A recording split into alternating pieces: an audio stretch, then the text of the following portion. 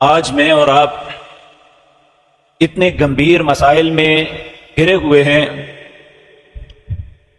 हर इंसान इल्ला माशा अल्लाह माशी बहरान का शिकार है। हर मामलात में गैर यकीनी सूरत हाल से दो चार हैं।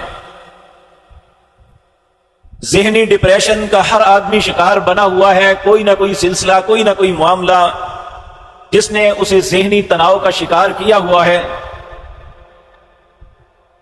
और अगर हम अपनी आने वाली नस्लों को देखते हैं तो चंद नौजवानों को छोड़ के हर नौजवान, वो बेटा है या बेटी, बेरारवी का शिकार है।